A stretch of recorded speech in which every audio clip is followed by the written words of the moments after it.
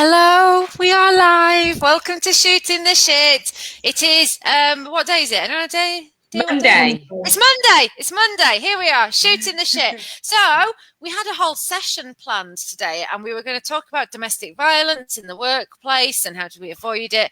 And then we thought, you know what? There's just been so much stuff going on social media, on the news, on the radio, general conversations that we've been having with each other about all of the issues that have been thrown up on the back of the Sarah Everard case, particularly victim blaming towards women. And we thought we just cannot have an episode of Shooting the Shit without addressing this, because it is a national issue of importance. So here we are. First of all, let's do introductions. Hannah, what's your name and where'd you come from? I am Hannah, and I'm going to buck the trend of saying where I come from, and I'm going to say something good that's happened to me this week. And because it's only Monday, there's not really a lot to go on, but I did think to hell with the diet because it's bloody freezing. So I ate 3 brownies. Oh, what flavour brownies were they? Just chocolate brownies? Just chocolate, yeah. They were only like little bites, but yeah, just chocolate brownies. And do you know what? That bit of sugar and fat and flour made me feel a lot better. Oh, good. Well, there we go. Well, that's small rewards where you can get them. Yeah. Yes. Joe, what's your name? And are you sticking to your diet? I don't know. It's a very intrusive question for a Monday, but it is. Yeah, my name is Jo. Actually, today I am attempted to stick to my healthy eating, having had a very lovely weekend. So I've got a very healthy spag bol bubbling away on the stove, and I think another win is I've got another load of washing on. I'm feeling good about the work from home today. It's a good day. Well done, and you are smug when you got the laundry going. Yeah, and you are beautifully coordinated with your hair, lipstick and jumper coordination there. So and what I assume is the budget box in the background over your left shoulder. Yes. Brilliant, thank you. Chloe, what's your name and what good thing has happened to you, or what diet have you ruined? Well, I'm not on a diet, but I've just eaten half a packet of Jaffa cakes. But I am going to yoga tonight, and we all know how vigorous that can get, so I'll probably burn it off. Burn it off in 5 minutes. Absolutely. Yeah, doesn't it take like 3 marathons or something to work off a packet of biscuits or something? I was listening to a podcast about calories in and calories out, and people always underestimate how much exercise they need to do in order to burn off the calories they've just eaten. So massively. Yeah. I could rant on about calories in, calories out being a myth for ages, but I shan't. That's another podcast we'll do. That's absolutely not what we're here for. Okay. And I am Rachel, and today, I don't know what's happened good today. I've had a shitter of a week last week. And I was raging at the world last night, so I went to bed. And I'm just doing deep breathing this week. But we've got our Grow Traffic team day coming up on Wednesday, which is probably just going to be lunch in a pub, but I don't care because I'm just really looking forward to seeing all of my work colleagues. So there we go.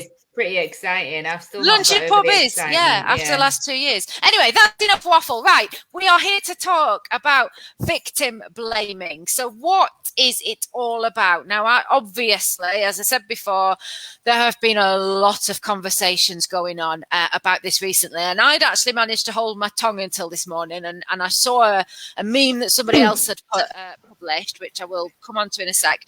And it kind of tipped me over the edge, and I thought, you know what, I've had enough of this. So I had a little bit of a rant. Who here has not had a Facebook rant over the last week with somebody about this? Or not engaged in some sort of commenting? Joanne, you saint. I don't engage. Yeah. I've just felt the need to come to my friend's defense. So she posted a meme that said, all women are told it said something like, women are told that we need to, put our keys through our hands and park under a light and not walk home on our own. When are we going to tell men not to sexually assault women? Fair question. And straight away, someone jumped out. And not all men. Yeah. Not tarnishing all men with the same brush there. And yeah, exactly. And so not all men has been trending on Twitter for like weeks now. Yeah, exactly. And he was like, these are scumbags. These aren't men. These are scumbags. And I'm raising sons and I'm not like this and your son's not like this. And my friend was like, yeah, but it's enough men. And the point is that we need to, like, all women have to do this and not all men have to, like, not all men assault, but it's enough men. And like, this is really pissing me off, the fact that the minute we start to say, it's not acceptable to blame women for men's actions, everyone's going, oh, it's not us. It's not us. Like 1 in 6 women will be raped. That's a horrible statistic. 1 in 3.5 million people will be attacked by a shark, and 1 in 6 women will be raped. But you can bet your bottom dollar, if I see a shark, I'm going to assume I'm going to be raped. And yeah, not raped by sharks. Hashtag not all sharks rape women.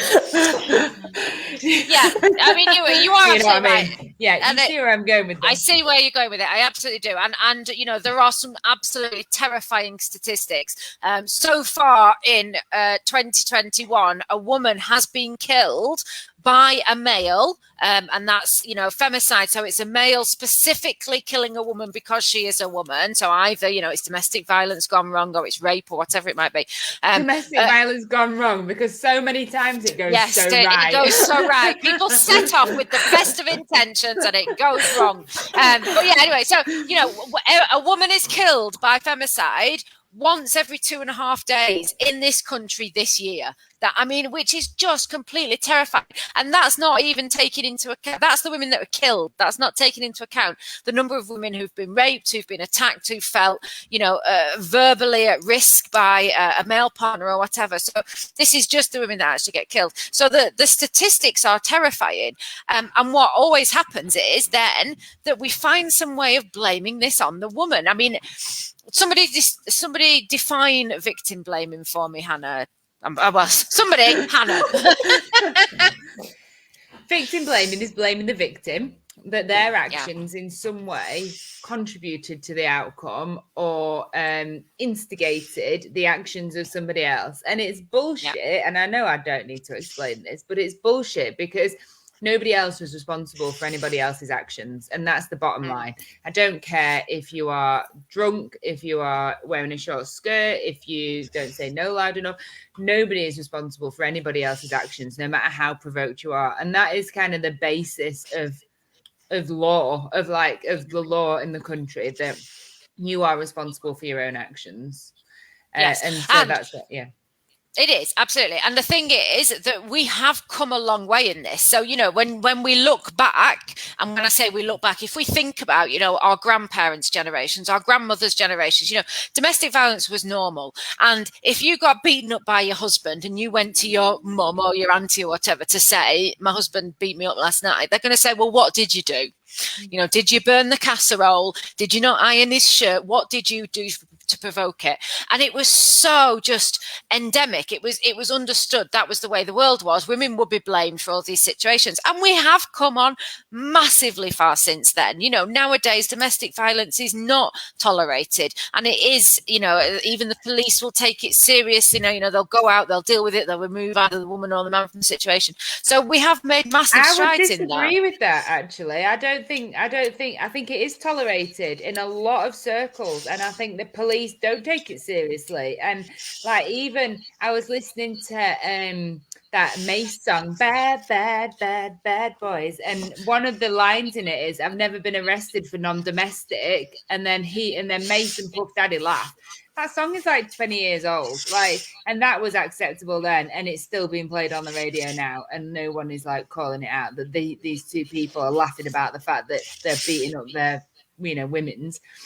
So actually, I think it is accepted in a lot of circles. It's swept under the carpet. The police, on a lot of times, don't take it seriously because powers are limited, because it's not a lot of time, because the police resources are so low, and because a lot of it goes unreported. So I think we've moved on because maybe society goes, that's naughty, but I don't actually think we've moved on that much.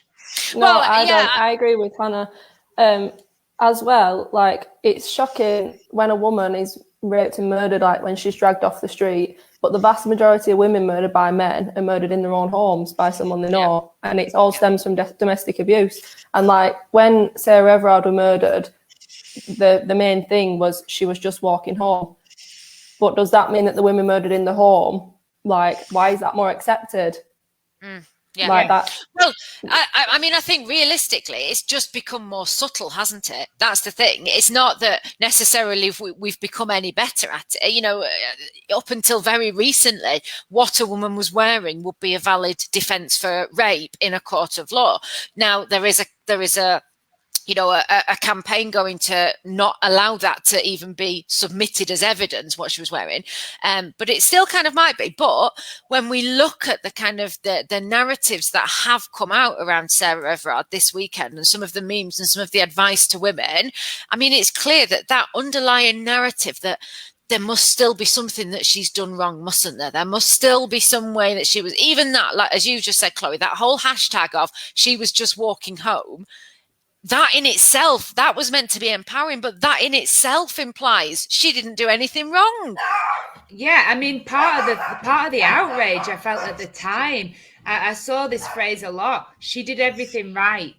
Like, yes. You know, she texted someone, she walked home the right way. Like, you know, she was wearing jeans. She did everything right. No, like, fucking hell. Like, you could walk down the street naked and you'd be doing everything right. It's the person that attacks you that's doing the thing that's wrong. Like, why is it, you know, the virtue of the woman who's attacked? And I wonder if she'd have been a sex worker, or if she'd have been black, or if she'd have been poor or ugly, would people have minded as much? Like I was listening to Woman's Hour on Friday, and they were talking about this case quite a lot, and they kept saying, you know, this beautiful woman, this young beautiful woman, you know, if she'd have looked like the back end of a bus, who would have cared? Like, would people have cared as much? I'm not saying that they necessarily wouldn't. Well, no, they wouldn't. But, and this is the point, you know, the reason that we know so much about the Sarah Everard case and not the 180 other women that have been killed this year in this country at the hands of men is because she was young and she was blonde and she was pretty and she was middle class. You know, think about all of those black women and poor women and disabled women who've been killed that we don't hear about because it's not a newsworthy story, is it? It's a bit like what's her name, the little girl Maddie McCann.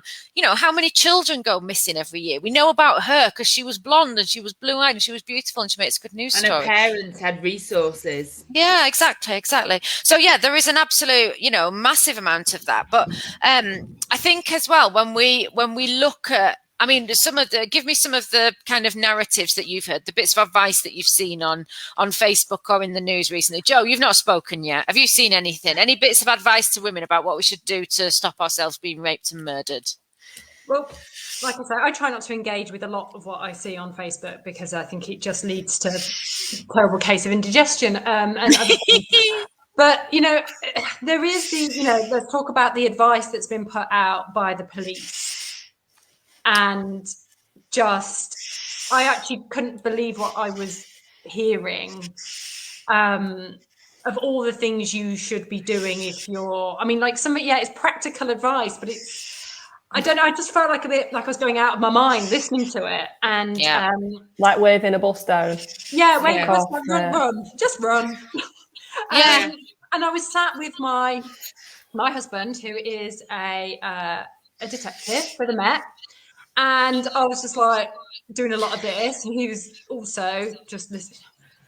There's just not the words for it really, because I mean, he the one thing he did interject and say, he said, "You'll soon know if it's a proper copper when backup arrive." You know, because if there's someone resisting an arrest, they'll call back up, people will show up. And I was like, a useful piece of information to think, oh well, then this shit is real. As you're being bundled into the car and you suddenly think, actually, no backup arrived. This must not be real. What are you going to do at that point? So it was the advice around now. Not only do we need to think about where we're going to walk at night, is it lit? Have we got our keys between our hands? Have we rang or whoever to let them know who we are. We've now got to have a checklist of every person we meet to make sure that they are who they say they are. And it's just like, oh my God, it's just so exhausting being a woman. It's just so exhausting, or being a vulnerable individual. There's a lot of, groups that are victimized. And I see that Samara's put in the comments, I'm lobbying to make misogyny a hate crime. Yeah, right. A hate crime. And I know there's a lot, and it's a very sensitive subject, because in this particular case, the murderer was the police, but also to give the police more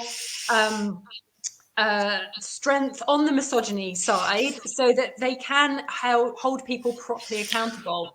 Yeah, I know it doesn't help when it's one of their own, but this is the problem, isn't it? And this is one of the things I wanted us to talk about, because the police absolutely have not helped themselves in this situation. The statements that they put out have been really poorly judged, but actually this is a much wider issue. And I think what's happening to this debate, in a way, we're getting sidetracked by then going into the arguments about the police and, not everybody fell out with GPs after Harold Shipman. Well, actually, a lot of people did stop going to the GP after Harold Shipman, because there was massive thing about it. But that, again, we're sidetracking the issue. Then we're going down the not all police route, when actually that is not the argument. Somebody made, I put a post on Facebook before, somebody made a really good point on it, Michael Hepworth, and he said that he works with vulnerable adults in the community, adults with learning difficulties, and he said they never go into a vulnerable adult's home by themselves, especially not male on female. If they are needing to go and talk to a vulnerable adult, they will go in pairs. They will make sure they're safe. They'll make sure everything's, reported and blah, blah, blah. Now, Samara's made a really good point that, we don't want to infantilize women. We don't want to kind of create this other level of misogyny. But actually, that if we're saying that, if a woman encounters a policeman on her own, she's got to, make herself safe and scream and check he's right and then call for backup and blah, blah. Actually, that power lies with the policeman. So actually, it's the police's responsibility to make those changes and to institutionalize those and to make sure they are dealing with women in a safe way. But again, we're getting kind of off the issue, aren't we? I don't know, Hannah, you wanted to talk about not all men and not all police and all the rest of it. I mean, the issue is that 50% of the population are vulnerable, because 50% of the population can't fucking control themselves. This is the issue. The issue is not the police. I think it was more than ill-judged Cressida Dick coming out and saying that, and that statement they released. I think that is indicative of a systemic problem within the upper... And Philip Allott, someone's mentioned the police commissioner, Philip Allott, that's the one for Yorkshire, who said that, women should just be a little bit more aware of the law before they went on a walk, so that they're more empowered. They're not helping themselves. This is the problem. The problem is not with individual bobbies, in the same way that the problem is not with individual GPs, and Harold Shipman didn't make that the problem.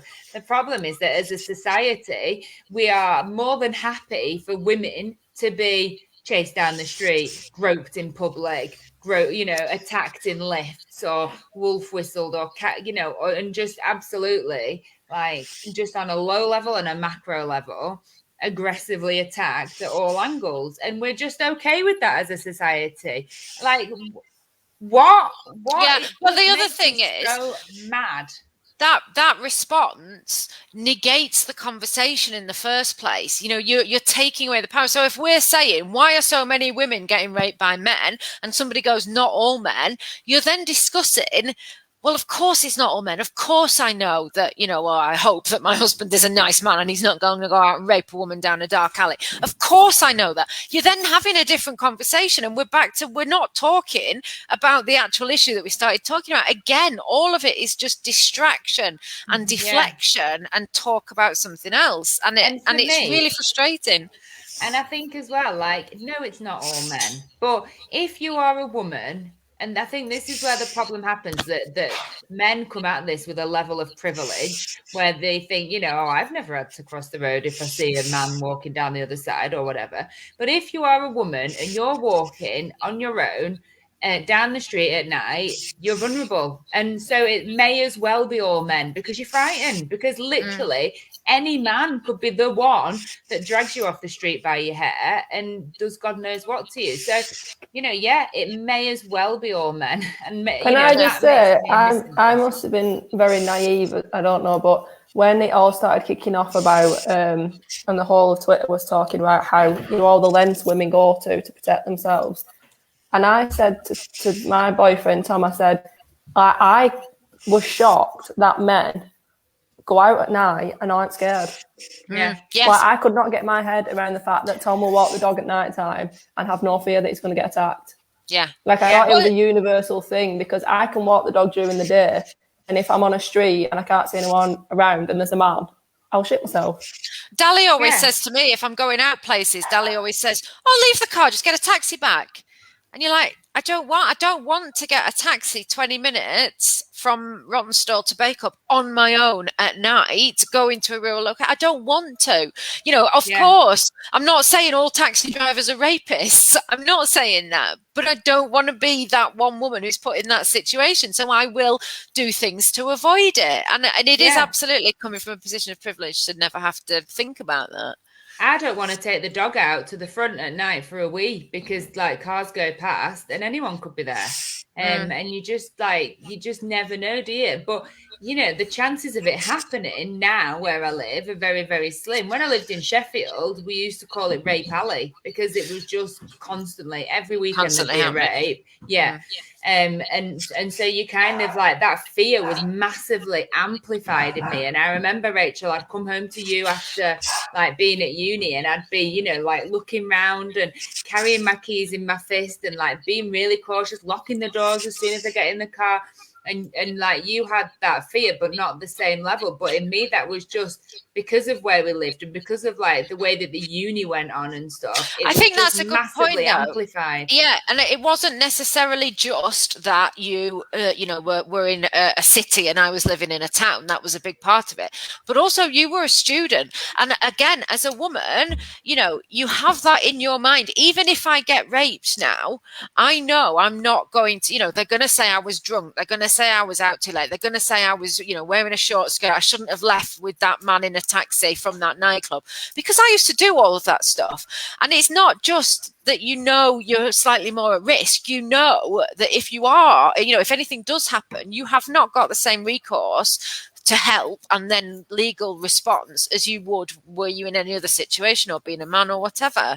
I mean, they give out fucking rape alarms in Freshers Week. Why aren't they getting like the boys into a room and saying, Hannah, guys? I remember, I don't know if it was you or somebody else, and they were giving women flip-flops because they said at the end of the night, if you are being chased, you cannot run in high heels if you are drunk. So we are giving women flip-flops so that they can better run away from men. And they were giving out like 199 pairs of flip-flops. Yeah, I know, it's crackers. It is so ingrained in society that it is our responsibility to keep ourselves safe, and that's bollocks. Yeah. It is not my responsibility to stop a murderer from murdering me. It's a fucking human right. It's a basic human right to be safe. Yeah. And that is the problem. It's our job. Yeah. And this is the thing. So I did do a little bit of research before we came on about why we do victim blaming, and the psychology is really, really basic. There has been an awful lot of research done on this, but it's quite easily available. Google it. But essentially, it's an innate human mechanism to victim blame. So essentially, what we're doing is keeping ourselves safe by blaming the victim. We're saying, well, they clearly did something wrong and I can avoid doing that, and therefore I will not be at the mercy of this. And whilst we have kind of low levels ish of crime, it's really easy to do that. They also looked into kind of who victim blames, and people will victim blame more towards people that they see as lesser than them. So for example, people who scored high, white people who scored quite high on sort of white supremacist belief scores, they will victim blame more on black people. men will victim blame on women, but also women higher up the chain will victim blame on women lower down the chain. You know, I'm a middle class woman, so, you know, I'm not going to get raped in Waitrose, but that slut wearing a short skirt who's drunk outside the pub at 10 o'clock in the morning, she's going to get raped because she's done something wrong. So it is an innate and understandable kind of human response. But what's interesting about it is that these things reach a kind of mechanism, if you like, whereby it becomes so endemic in society that we can just no longer see it. And I think that's what's happened now with this Sarah Everard case. We seem to have reached a watershed where so many women have gone, actually, if a woman is being murdered every 2.5 days, we've reached a point where I cannot keep blaming the woman. This has to now be a systemic issue. Yeah, it's just such a shame that it's took this long, because like victim blaming is one of the main, if not the main causes, main reasons that so many rape cases never go to court. Mm-hmm. Like that is because of victim blaming, and that's been building for so many years. And now I think it's like 1 in 25 rape cases go to court. Like that means 24 rapists are still walking the streets. Yeah, and it is because those women are so scared of being told, well, you probably did something to deserve it. And even more than that, Chloe, because the amount of that's out of the ones they know have been reported. Well, yeah, exactly. So the 1 in 25 is the one that's been reported and deemed that it could get a conviction if going to court. So then there's more that aren't even brought forward. It is really it's sickening, and I can't believe this would have been, what was it, about 2 years ago now, when I went to the WOW festival, the Women of the World festival, and it was just before the pandemic closed everything down, and it was like, you know, the opening talk was, you know, we're talking about a pandemic. At that point, we didn't know quite how many people it was going to take out, but we don't talk about the fact how many women are just getting killed, and the 1 every 2.5 days is just the UK. Never mind the amount of violence against women globally, and it is just like, well, we're talking about a pandemic and a germ, a virus that can kill us, but we are much more likely to die.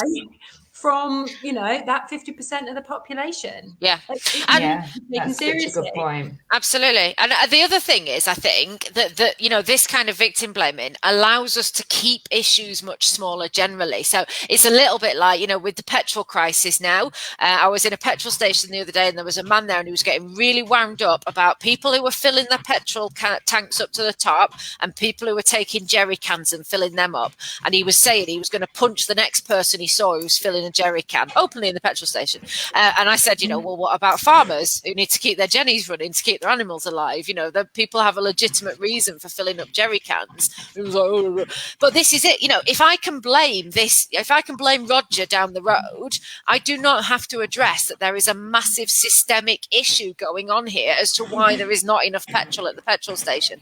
And it's the same thing now, isn't it? If we can just blame Janice because Janice shouldn't have been out late at night, we don't have to deal with it. We don't have to accept that actually there's a massive problem at the heart of our system, which is misogyny, that we need to start dealing with, because that's too big. That's too big a thing to tackle. But we can tell Janice to put on some trousers, can't we? Yeah. So what can we do about it? What can we do about it? This is it. This is the absolute let's brainstorm. Come on, girls, let's fix this. Well, I've got some ideas. So, like I said earlier, the majority of women murdered, it is usually the partner, or like it's usually domestic abuse, and you know it gets too far. And I think when I looked into it, like there is just not enough domestic abuse services that are funded and that help people. Agreed. And there is so many gaps where women just like, and again with the victim blaming, people say, well, why didn't she leave before it got that bad? Like, where's she going to go if there's no service to help her? So I think maybe lobbying for more funding for domestic services could be a good place to start. Absolutely. I was listening to it. Sorry, go on, Hannah. I was going to say, like, on that same kind of like theme, I don't think lobbying for like more funding for the police would go out of like, you know, would be the wrong thing to do. Well, I think we need to. Fucking hell. What we need to do? I think the police need more resources. The police need more resources, but also mental health services do. Yeah. You know, I know of a situation that happened recently where the police were at somebody's house for about 6 hours, two police officers, because there weren't sufficient mental health services there, and the ambulance had to go because he wasn't an immediate risk. You know, and essentially what he needed was mental health support, but there were two officers there who weren't trained to help him, who weren't then doing police services. And this is it. When we say defund the police, it's not defund the police because the police are shit and they shouldn't it's defund the police because the police should be dealing with crime, and then everything else should be being picked up by a national health service and a society that cares about those things. So we've absolutely got to fund domestic violence. We've got to fund mental health services. By the time No, go on, love, go on. So by the time the police are involved, a crime has been committed. Yes. Right? It's too, I mean, yes, it needs. It's too late. It's too late. It's the prevention of it needs to come at those other levels. So from Chloe's point of view, yes, it's having, safeguards in place for women to try, to get out of their domestic situations. But then you need to go root again, because we're already saying that's to get a woman out of a situation. It's just, let's stop the men beating and raping women. So what you've said about at university and Freshers Week being handed out, here's your pepper spray and your flip-flops, love, so you can run away. Frankly, try running in flip-flops. I'd rather run in heels. That's what I thought. But where are the let's sit down our young men, and tell them, it is not okay. It is not okay. I said the other day, sex education is so limited in schools. It wasn't something that was big when I was at school, and that's just teaching. Giraffe, didn't you? That's just teaching about male and female sex. So if they don't even have that, don't have a go at the giraffe, Hannah. I will have a go at the giraffe. We didn't have a giraffe in sex education. It was for the body, the human body. Keep yourself healthy. Yes, that's why I just always had learn about cakes, obviously. Yes, giraffes are the pinnacle of human health. Yes, I always learn about the human body from giraffes. But as I was saying, I think there does need to be more in schools about, consent and just educating people. And it needs to be so much earlier than even high school. There's that old adage, give me the child until they're 5 and I'll show you the adult. Children, very young children, need to be learning about consent and respect. But more than that, this cycle of deprivation and abuse and kind of low levels of intelligence, low levels of education and substance misuse that happens in deprived areas, where you typically see pockets of domestic violence and violence against women and kind of usually stronger. That cycle needs breaking. So it's not just about domestic abuse services. It's about, equal opportunities for people and better schools in poorer areas and more opportunities for post-16 training and jobs and, just breaking that cycle, getting people out of that kind of deprived cycle. It is absolutely all of those, and of course, we are all openly fairly socialist, so obviously those are going to be the things we're going to say. So but I want to just finish on, really practically speaking, the people watching today, what can they do? So a couple of things. First of all, we've mentioned better education for boys, but talk to them and talk to both your girls and your boys. But if you have a primary school child, do not be naive enough to think that they have not seen porn, because they are watching it regardless of your parental controls.